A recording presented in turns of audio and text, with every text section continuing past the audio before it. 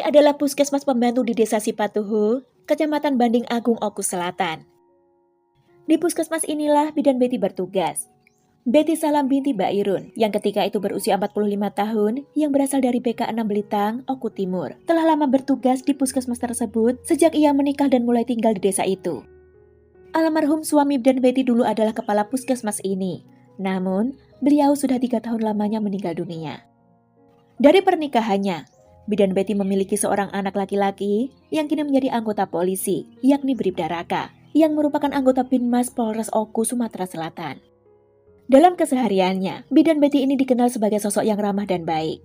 Bahkan, beliau juga dikenal sebagai bidan yang pemurah, di mana ia tidak pernah mematok harga atau biaya untuk pasien yang berobat padanya. Sejak sang suami tiada dan anak sematawayangnya juga dinas jauh darinya, Bidan Betty ini kerap ditemani saudara yang bergantian untuk menginap di rumahnya. Salah satunya adalah Gideon Meldina, yang ketika itu berusia 31 tahun, salah seorang keponakan Bidan Betty.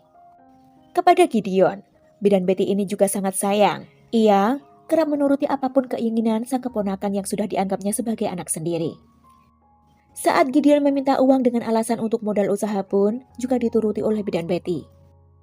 Tapi ternyata, kebaikan Bidan Betty tak lantas membuat Gideon ini bersyukur dan berlaku baik kepada Bidan Betty. Di balik sifat Gideon yang tampak pendiam ternyata, ia kerap menyimpan kekesalan pada sang bibi. Terutama ketika Bidan Betty menegur ataupun menasehatinya, Gideon kerap merasa tidak terima namun tidak berani membantahnya. Kekesalan Gideon ini bermula sejak tahun 2017 awal, di mana saat itu Bidan Betty mendengar gosip dari warga setempat tentang Gideon yang dikabarkan menjalin hubungan dengan seorang pria yang telah beristri. Betty, yang merasa sebagai bibinya, mencoba bertanya dan menasehati Gideon agar menyudahi hubungan tersebut jika benar.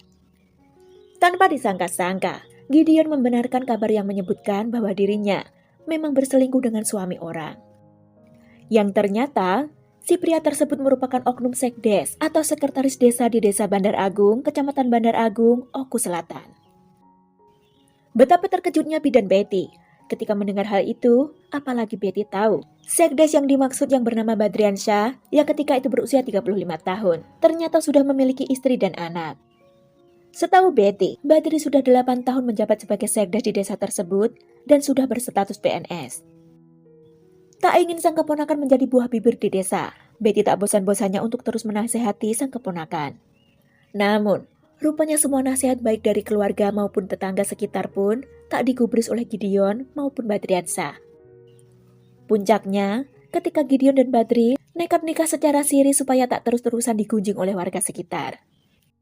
Usai menikah secara siri, Gideon meminta izin pada sang bibi agar diizinkan untuk tinggal di rumahnya bersama Badri juga. Badri, yang sudah memiliki istri dan anak, tidak setiap hari tinggal di rumah tersebut. Dalam 1 minggu, hanya beberapa hari saja, Badri tinggal di rumah Bidan Betty. Bidan Betty yang sebenarnya memang menyayangi Gideon pun tak bisa menolaknya. Toh, si keponakan sudah menikah, pikir Betty ketika itu.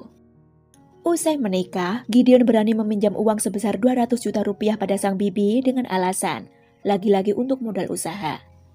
Usai uang tersebut diberikan, tunggu punya tunggu, ternyata dari pengamatan sang bibi tak tampak apa usaha yang dimaksud oleh keponakannya itu. Mana? Katanya mau buka usaha, jangan-jangan uangnya sudah habis ya, buat foya-foya? Tanya sang bibi pada Gideon suatu hari. Bukan tanpa alasan Bidan Betty bertanya seperti itu. Pasalnya usai menerima uang, sejak 2 bulan sebelumnya, Gideon dan Badri kerap pergi-pergi entah kemana. Tapi ketika ditegur, marah. Bibi tenang saja, aku sedang bisnis, nanti pasti ku kembalikan kok uangnya, ucap Gideon. Waktu pun berlalu. Tanpa disadari oleh Bidan Betty, sejak saat itu, sang keponakan ternyata mulai menyimpan rasa sakit hati dan dendam padanya.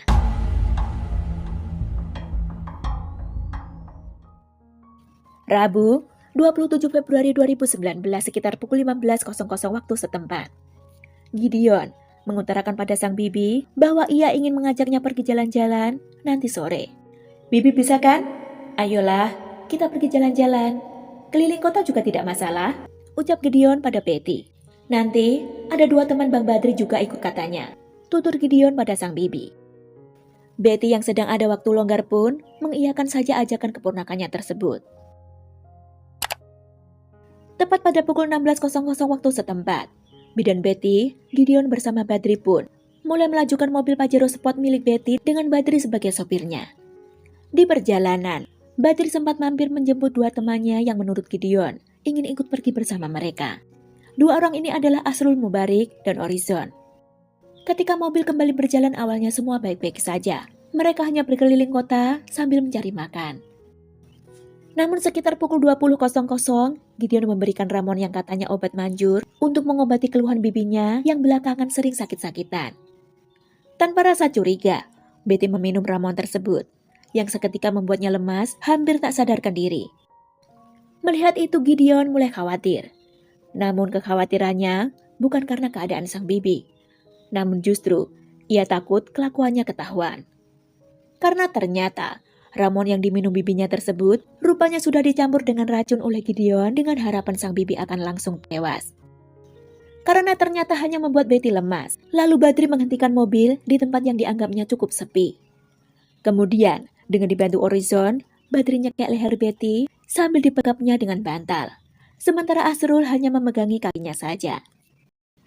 Setelah dipastikan sudah benar-benar tiada, Badriansyah kembali melajukan mobil menuju ke arah pesisir utara dan meninggalkannya di jurang sedalam 5 meter di tebing pinggir jalan lintas barat.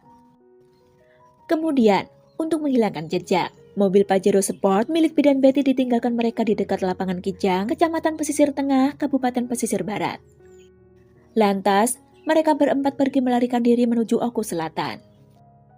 Sementara itu keesokan harinya, tanggal 28 Februari 2019, seorang warga yang kebetulan melintas di Jalan Lintas Barat Lampung Bengkulu, Pekon Rata Agung, Kecamatan Lemong, Kabupaten Pesisir Barat, Provinsi Lampung, tak sengaja melihat tubuh seorang wanita berada di jurang sedalam kurang lebih 5 meter sekitar pukul 6 pagi. Usai dilaporkan dan dievakuasi, dilakukan olah TKP serta penyelidikan, wanita tersebut ternyata adalah Bidan Betty yang sehari-hari bertugas di Puskesmas Desa Cipatuhu, Kecamatan Banding Agung, Oku Selatan. Petugas dari Polres Lampung Barat yang menyelidiki kasus penemuan jasad Bidan Betty tersebut, lantas mendapatkan petunjuk dari sejumlah saksi dan bukti jika pelakunya kemungkinan besar adalah Gideon Meldina, keponakan dari Bidan Betty sendiri. Di hari yang sama, mobil Mitsubishi Pajero Sport milik Bidan Betty juga ditemukan di dekat lapangan Kijang, Pekon Serai, Kecamatan Pesisir Tengah, Kabupaten Pesisir Barat. Selanjutnya, dalam waktu 13 jam, usai Bidan Betty ditemukan, petugas yang melakukan pengejaran terhadap pelaku mulai mendapatkan titik keberadaan para tersangka. Para tersangka yang ketika itu sedang menuju Oku Selatan, akhirnya dapat terjaring ketika tiba di Kota Liwa, Lampung Barat. Karena sempat terjadi perlawanan, terpaksa dua di antaranya harus mendapatkan hadiah timah panas dari petugas, yakni Badriansyah dan Asrul Mubarik, warga Sukamaju, Kecamatan Bandi Agung. Sementara Orizon berhasil meloloskan diri. Hari itu juga, 28 Februari 2019, ketiga tersangka yang berhasil ditangkap digelandang ke Polres Lampung Barat guna penyidikan lebih lanjut. Di hadapan petugas, Gideon, yang merupakan keponakan Bidan Betty, mengakui dialah yang meminta Badri, suami sirinya, untuk membantu membunuh sang bibi, Bidan Betty. Ia mengaku sudah lama menyimpan dendam pada bibinya tersebut, karena kerap menegurnya juga menagih hutang pada Gideon sebesar 200 juta rupiah. Gideon juga mengakui, jika sebenarnya ketika dalam perjalanan, ia sudah coba meracuni sang bibi namun gagal. Karena itu mereka akhirnya menghabisinya, kemudian membuangnya di jurang tempat Bidan Betty ditemukan. Sementara Badriansyah, pria berusia 35 tahun yang merupakan oknum sekdes tersebut menuturkan, memang benar Gideon, selingkuhan sekaligus istri sirinya lah yang memintanya supaya dicarikan orang bayaran yang bisa diminta untuk menghabisi bibinya, Bidan Betty. Untuk itu, Badri lantas menghubungi Asrul dan Orizon dengan dijanjikan upah sebesar 27 juta rupiah dengan pembagian Asrul 2 juta rupiah karena hanya bertugas membantu memegangi korban saja, dan Orizon dengan bagian lebih besar yakni 25 juta rupiah karena dialah yang akan mengeksekusi langsung. Namun menurut Badri, uang tersebut belum sempat diserahkan kepada para pelaku karena keburu tertangkap. Dalam interogasinya, Gideon Meldina dan Badriansyah tampak aneh di mata petugas. Gelagat keduanya tampak tidak fokus dan mencurigakan. Melihat hal tersebut, petugas lantas meminta keduanya untuk melakukan tes urin saja. Dan benar, kecurigaan petugas terbukti. Gideon dan Badri positif narkob. Badri mengakui bahwa sebelum menghabisi bidan Betty, mereka berdua sempat konsumsi narkob terlebih dahulu. Dalam penangkapan para pelaku, petugas juga berhasil mengamankan barang bukti berupa 1 unit mobil Mitsubishi Pajero Sport bernopol BG1462YG, 2 buah bantal, dan 1 jilbab berwarna merah milik bidan Betty. Atas perbuatannya, ketika pelaku dijerat dengan pasal pembunuhan berencana, yakni pasal 340 KUHP jungto pasal 338 tentang pembunuhan dengan ancaman hukmat atau kurungan seumur hidup atau setidaknya kurungan selama 20 tahun. Sementara Horizon, 1 pelaku lainnya, masih menjadi DPO. Untuk keputusan persidangan terkait kasus ini belum jelas ya. Akhirnya para pelaku ini diganjar hukuman berapa lama? Karena memang pemberitaan kasus ini sepertinya tidak berlanjut hingga ke persidangan. Terima kasih waktu kalian. See you.